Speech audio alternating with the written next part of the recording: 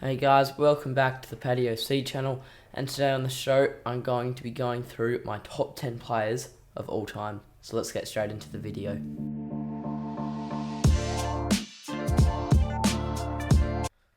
Just a quick disclaimer before we get into this. There are a lot of big men and forwards, probably a few more than midfielders, and I will be doing a ladder predictions video eventually, probably next week. So let's get straight into it. Starting off with number 10, not many people would probably have this bloke in their top 10, but I've gone with Greg Diesel-Williams, who is best known for utilising his handball skills. He was also known for his elite game awareness and vision. He was also elite in the ground contests. Uh, he was actually, one of his weaknesses was being a very slow runner. He was actually knock-kneed as a child, which resulted in 5 or so surgeries to repair that. And let's just go through a few of his statistics here, playing for Geelong, Sydney and Carlton. 250 games in total, only 34 for Geelong, which is pretty sad. 107 for Sydney, which I think he won a premiership there in 1986. 109 games for Carlton, and he won a premiership there in 95. And he played for Victoria in the State of Origin, playing with a total of 9 games and 8 goals. And his career highlights was a 2-time Brownlow medalist, a 2-time AFL Players Association MVP award, 2-time All-Australian team, a Geelong Best and Fairest in his second year, a Carlton Best and Fairest, a Norm Smith medal in 95, only one premiership, and he was an All-Australian captain in 1994. So he was also a Carlton vice captain in 93 and in the AFL Team of the Century. Now, I think I just want to go through one of his statistical seasons here where he averaged 31.7 disposals, 16.8 handballs, so a fair bit more than kicks, 14.9 kicks, half a behind, and 1.5 goals, which is a pretty full stat sheet when you look at it, and especially in this era where it was very hard to get your hands on the footy because of just how contested it was. So that is really impressive. I just wanted to put that in there. And then at ninth, I've got Polly Farmer, who I don't think appears in enough of these lists. He's definitely the best ruckman of all time, in my opinion. So let's just go through. He was also best known for his booming long handballs. He used to handball it, I think it was something like 50 metres. So it's pretty insane.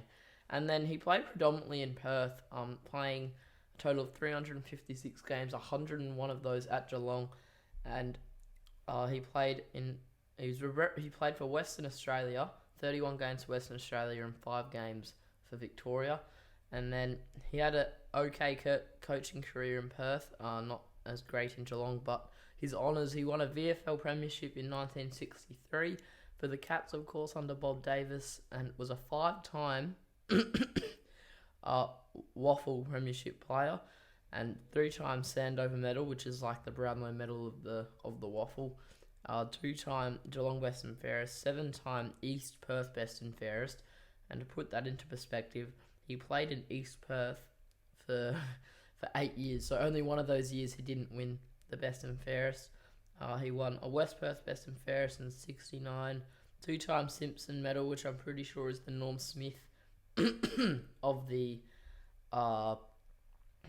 Waffle Grand Final, basically.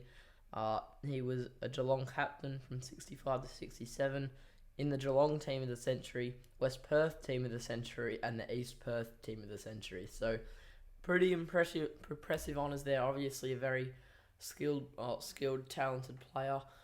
So I think you have to put him in almost any list, basically. And now we move on to Ted Whitten, who was known as one of the most naturally talented players ever, being one of the only players capable of playing all positions on the field. Now, he played, I think many know he played for Footscray, which is the Western Bulldogs, his whole career, playing 321 games and kicking 360 goals. He also played 30 games for Victoria, and he played for 19 years, so that's pushing 20 years, the same amount as that Gary Ablett Jr. played, but it's more impressive back then because it was a much more physical game and it was harder to play for as long back then. Obviously, KB played 400 games back then, but it was very rare for someone to play that amount of games for that long. So His coaching career was okay. Won't dive too deep into the coaching careers of these blokes, but he was a VFL Premiership player in '54, a five-time Charles Sutton medal, Bulldogs best and fairest. One All-Australian team, but it wasn't really an established award back then. I don't think it was even existed for most of his career. He was Footscray leading goal kicker from the centre half forward line, and I think he played centre half back sometimes as well. And he was the Footscray captain from 57 to 1970, and he was the National Football Club Carnival Championship, which is a representative award. I actually don't know what that was, but he was also three-time All-Australian team, which I'm pretty sure was separate to the other one. I'm pretty sure it was all the best players taken from the state of origin teams, if that's correct. And he's the AFL Team of the Century's captain, and is in the AFL Hall of Fame and is a Sport Australia Hall of Fame inaugural legend. Now, moving on to a man who's definitely in every top 10 list now, Buddy Franklin. Buddy was never much of a contested player. However, he had unmatched speed to make up for it, getting out on the lead very quickly and getting ahead of his opponents.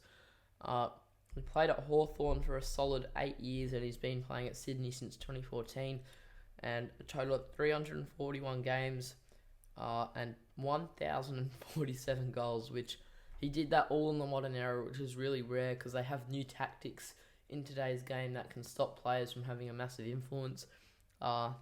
He played for the Dream Team, so he's been playing for a while. The Dream Team game was in 2008, so that was, technically 15 years ago now. And he played for the Australian team in 2013 in the, I think it's all international rules game. And he has a pretty long list of career highlights, with being a two-time premiership player, 8-time All-Australian, 4-time Coleman medalist, Peter Crimmins medalist, which is Hawthorn's best and fairest, 6-time Hawthorn leading goal kicker, 7-time Sydney leading goal kicker, 3-time Brett Kirk medal, which I think is the medal for best on ground in the Sydney Derby, and he was also has two goals of the year, was an AFL Rising Star nominee, and is a two-time Goods O'Loughlin medal, which was in 2017 and 2022, which I think is a community award. And so obviously probably one of the best modern era players we've ever seen, if not the best, but I don't think he is the best in my opinion. But he's an amazing player, and hopefully he's still got one good year left in him. Now, moving on to Jason Dunstall, who almost has to be in every list as well. He played for 269 games for Hawthorn for a total of 1,254 goals, which is very close to Tony Lockett. I think he'd be only 100 or so behind him. And he played 3 games for Victoria, 4 for Queensland, and 1 for the Allies, which was, I'm pretty sure, Queensland and a few other states combined, because he was actually born in Queensland, the Chief.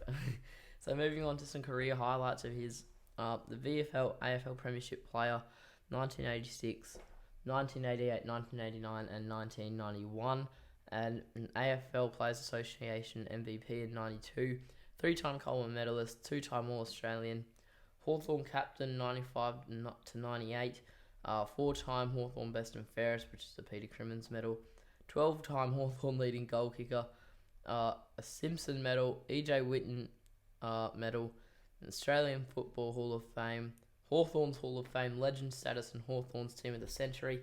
Now, the All-Australians were really tough to get back then, especially if you were a key forward, because you were competing with people like Plugger, Gary Ablett Sr., and a few others, basically. There was so many class forwards back then. I think Sticks Kernahan might have been tearing it up, and he played a lot of key positions back then, Sticks, but predominantly a full-back.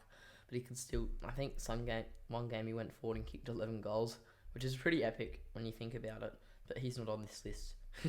Now moving on to number 5, which is Chris Judd, who played for West Coast and Carlton. I'd say he's better known for his stint at Carlton, playing 145 games there compared to 134 at West Coast. However, he did win a premiership at West Coast, and he played 279 games for 228 goals. And I think he also played for Victoria for a game in 2008, which was like the opposition of the Dream Team. And I think the Dream Team was just all the states except for Victoria, pretty much. And then international team honours, he played for the Australian team in 2002. They don't do all international rules games that often. I'd like to find out how often they actually play them. He was an AFL Premiership player in 2006, of course, two-time Brownlow medalist, with 2010 being a bit more impressive because he was playing on a team that wasn't that good, basically. And then 2004 was equally as impressive because it was only his second year, I believe, in the AFL. And he was also an AFL Premiership captain in 2006. Of course, Ben Cousins was stripped of that earlier in the year. He remained captain to 2007 until he left due to the culture there. And then two-time Lee Matthews Trophy, six-time All-Australian team, two-time West Coast Club champion, and a three-time John Nicholas medal. I actually don't know what this award is. I'll have to research it later. Three-time Bloss Glending medal, if I read that correctly. AFL Rising Star nomination in 2002. AFL Players Association Best First Year Player Award 2002. Geoff Christian Medal 2006. AFL Goal of the Year 2006. The Madden Medal. And he is a West Coast Life member. So a lot of words to get out there. He's just a pretty insane... some pretty insane achievements there when you think about it, and was just a very talented player. And he was, I think I've written something here, in a midfield with this is really impressive actually. In a midfield with Ben Cousins, Daniel Kurt and Dean Cox, he managed to average 22 disposals while polling 30 votes. So just imagine some of the votes these other midfielders took away from him, especially Ben Cousins, who was probably one of West Coast's best players ever, really, and he still managed to poll 30 votes, which is very difficult considering now when you look at, I think it was Lachie Neale, he had a few people take votes away from him so he couldn't get the Brownlow medal. Jeremy Cameron, probably not the best example, but he polled 19 votes and had other people taking votes away from him as well. Now moving on to Tony Lockett, who did not run, but he just marked the ball, marked it a lot, and kicked straight. So he played for St Kilda and Sydney for 281 games and 1,360 goals, and he did play for Victoria from 5 games, and from 5 games he kicked a solid 20 goals, and some of his career highlights include a Brownlow medal in 87, which is impressive because it's believed to be a midfielder's award, but he still managed to take it home. 4-time Coleman medalist, 2-time St Kilda best and fairest, a Bob Skilton medal, VFL Players Association MVP, which is basically the AFL Players Association MVP, 5-time All-Australian team, EJ Whitten medal, Australian Hall of Fame, inducted in 2006 and is a legend status as of 2015. Sydney Team of the Century, full forward. St Kilda Team of the Century, full forward. So there's not much to say about him other than he kicked a lot of goals. I think he averaged 7 goals a game one season, which is absolutely insane. So you'd go into a game, you kick 6 goals, like, dang, I just had a below average game today. Which is pretty impressive when you think about it. And then you go to Lee Matthews, who he has one of the fullest stat sheets over his whole career of all time, with 332 games, 915 goals, and that was playing off half forward and through the midfield. And he only played for 16 years, which is actually, it's a long time, but if you play 332 games and kick 915 goals in that time, it's still very impressive. And he played 14 games for Victoria for 29 goals, and he had a very, very successful coaching career, winning, I think it was 4 premierships from his coaching career, 1 at Collingwood and 3 at Brisbane, and he also played for Victoria, coached for Victoria and Australia, and I'm sure he played for them as well at some point. And his career highlights are 4-time VFL Premiership player, so he basically won 8 premierships across his career, including coaching in it, and AFL basically, but it was the VFL back then. In 71, 75, 78 and 83. VFL Premiership Captain in 1983, 8-time Hawthorn Best and Fairest, VFL Players Association MVP Award, which he got named after him. So he won his own trophy in 1982. So the award was renamed in 2002, but it's still nice to say he won his own trophy. Coleman Medal in 75, All-Australian team in 1972, two-time VFL Team of the Year, which is, I'm guessing, like the All-Australian team, six-time Hawthorn leading goal kicker, 73, 75, 81, and from 81 to 84. Hawthorn captain from 81 to 85, AFL Team of the Century, Hawthorn Team of the Century, champion of Australia Championship in 71, which I'm pretty sure was like the pre-season league. And he won a few night series, which was also like the pre-season league. So pretty full career from him there. He's widely regarded as one of the best players of all time, but I feel like there probably are a few players ahead of him despite his premiership success, which I'd say he's best known for.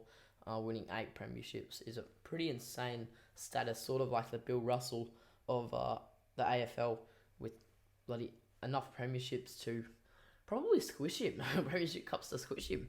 Now moving on to Gary Ablett. Well, God, Gary Ablett Sr. I don't think he needs much explaining. His nickname was literally God. So, if that doesn't tell you enough, I don't know what will. He played for 13 years, but only a few games at Hawthorn, 6 games and 10 goals from 6 games. And at Geelong, he played 242 games for a solid 1,021 goals. So 248 games, 1,031 goals. And he played 11 games for Victoria and, 43 odd goals from 11 games, as you do. And he was a Norm Smith medalist in a losing grand final. Pretty sure he was probably one of the first to ever do that, which is really impressive considering it's usually almost always a winning player who does that. I'm pretty sure Chris Judd did it as well, I didn't mention, and he was a 3-time Coleman medalist, 93, 94 and 95.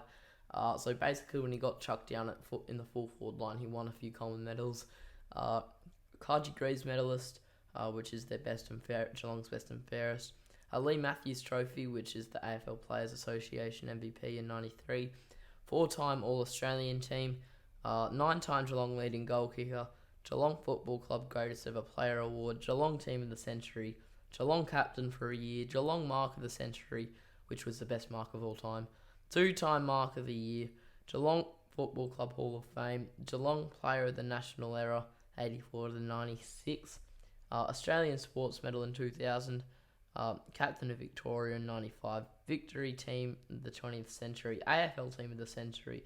Australian Football Hall of Fame inducted 2005. Oh, that's a lot of things to read out. But what's really impressive is that a lot of those leading goal kicking awards were from the wing and half forward. He had 200 odd shots on goal 3 years running, which is absolutely insane. And the last player to do that, believe it or not, was Buddy Franklin. So that's really, really impressive, especially with the defenders that used to be in the league back then, with the likes of Spud Frawley. And then you've got a few really solid full forwards who are probably in the all-time best AFL team, with Jason Dunstall and Tony Lockett, and probably Jesaulenko. I'm not sure if he would have played against Jesaulenko, maybe in the very, very, very late days of Jesaulenko. But now moving on to the number one. So I'd like a drum roll, please. Oh wow, I'm shaking the microphone.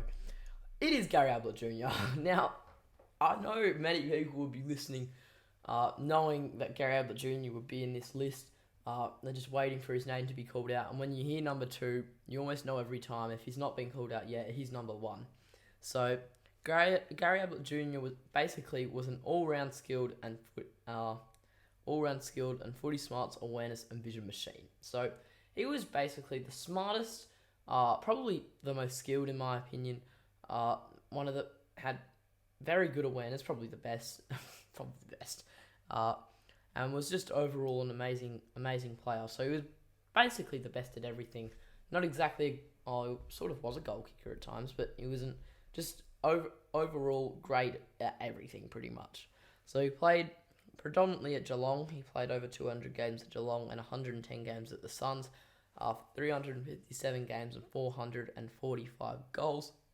Now, his career highlights included 2 premiership medals, a Brownlow medal, 09 and 2013. 2013 being a bit more impressive considering he was at a very, very new Gold Coast team, and his team was in the bottom half of the ladder, probably bottom 4 back then.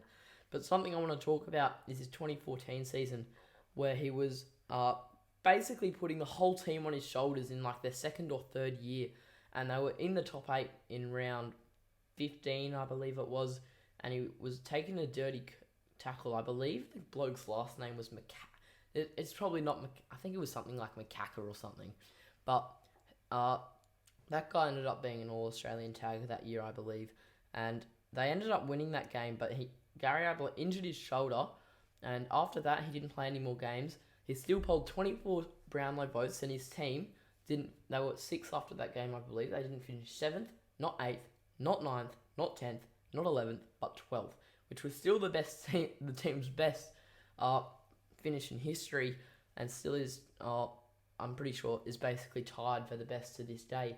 But it's really impressive how heavily reliant they were on Gary Ablett Jr., and he still managed to come in the top 5, the Brownlow medal, while only playing 15 games, which I don't think many other people have done that before. I think Stevie J might have done something a bit like that before, but not carrying his team like Gary Ablett Jr. did, obviously. And he was the Gold Coast captain from 2011 to 2016, 5-time Lee Matthews Trophy, AFL Coaches Association Champion Player of the Year medal, which is a pretty big achievement, and 8-time All-Australian, 2 times Geelong Best and Fairest, 4-time Gold Coast Suns Club Champion, Geelong leading goal kicker in 2006, 2-time Gold Coast leading goal kicker, 2-time Marcus Ashcroft medal, which is the award for the best player in the Queensland Derby, the Q Clash, I think they call it.